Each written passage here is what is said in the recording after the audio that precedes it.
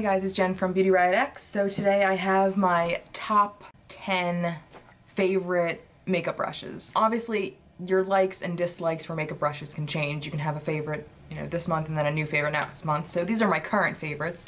I've done a brush favorite in the past, but this is an, like I said, updated one with 95% of them are new brushes that weren't in the last one. And then there's like one or two that are. So let's just get right into it and we will start with eye brushes. Why not? And we will start with kind of the way that I actually put my eye makeup on. So the first one I'm going to start with is a Morphe brush. Well, and before I start, let me just say, these range from, affordable drugstore price to high-end luxury price. So there's something for everybody if you want to try one of these yourself. So the first one is affordable, and this is the Morphe E27 brush. And this is the first thing that I pick up no matter what my eyeshadow is going to look like that day. This is the first brush I always use. It's my transition shade that I put right slightly above the crease. Again, doesn't matter what color. This is the first brush I always use. It's thick, but it's not dense. It blends seamlessly. It packs on enough color that, oh, what is on my face? It's weird. Morphe brushes are amazing. This is from the Elite collection. I think they redid the collection now. I think it's an Elite 2 collection, but I'm pretty sure it's the same thing. They're just newer brushes. So again, this is the E27, and I'll list them on the screen as I go through them. Okay, the next are two more kind of crease brushes. One is from Crowne brush, and this is the SS027 Deluxe Blending Crease Brush. And you can see it's kind of goes into a little bit of a gradient point right there, and it's rounded, but this is perfect for blending crease colors. It's really soft, but again, not too soft that all it does is bend the bristles. It's amazing. I got this on Haute Look. Keep your eye out for Crowne brushes on there because they always have some kind of sale for them that's really good.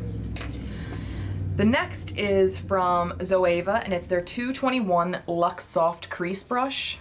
And again, this is another crease brush, but this one is slightly thinner, and it's a little more, it's not as soft, but that's kind of why I like it.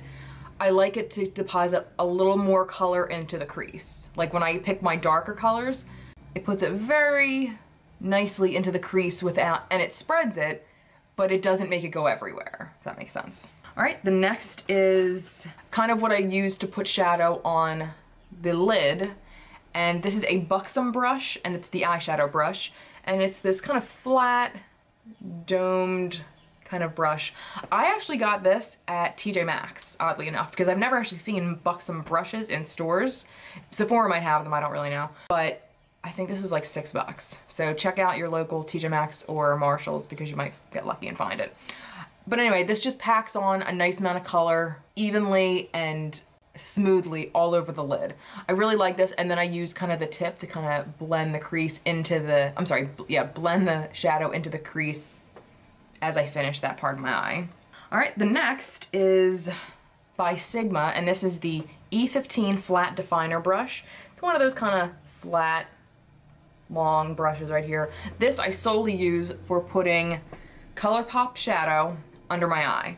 So what I do is I take it out, and I press it right where my eyelashes meet the bottom of my eye. I press it right under there and it gives it that kind of deep smoky look without using shadow to put there, because I feel like dark shadow is just hard to put nicely under my eyes because I have a lot of creasing and I have a lot of wrinkles. So this for me is kind of my best bet.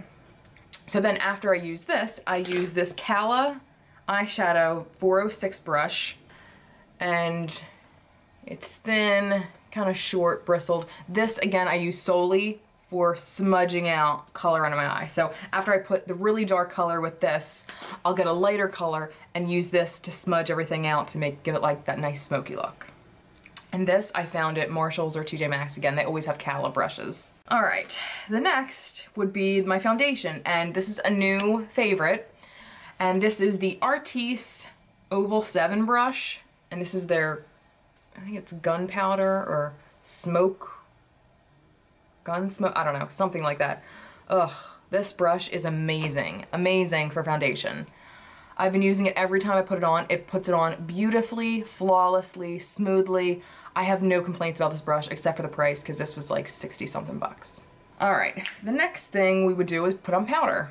So I set my makeup always with a loose powder, and my fixation recently is the Cover FX Perfect Setting Powder.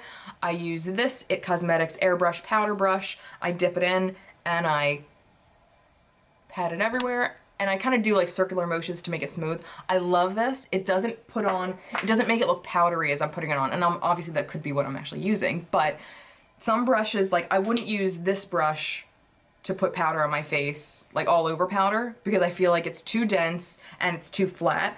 I like how it kind of comes up to a point, and so it gives a nice kind of, exactly what it says, airbrush kind of powder finish. And you can get these at Ulta. Okay, the next would be my bronzer. And this is the Morphe E2 brush. This is, oh my god, this is such an amazing brush. I love this because it distributes enough bronzer without making it real like streaky and heavy. It just blends it out beautifully. And like I'll always go back in. I never am scared to put too much bronzer on with this. It puts it on beautifully. And again, it's a Morphe brush, so it's very affordable. All right, the next is for contouring. This is the Real Techniques Multitask Brush. And it's just kind of like that. And you can see it gets kind of thinner as you turn it. So what I do is I take my bronzer, or my contour, which at the moment I'm using the Fiona Styles palette, and I'll squeeze it, I'll rub it, and then I will go in and do it that way. I have another brush that I do really like, but it's like the thinner one. It's this one. And like I do really like this, but I've been liking this more just for more of a smoother, kind of more blended application. I really enjoy this.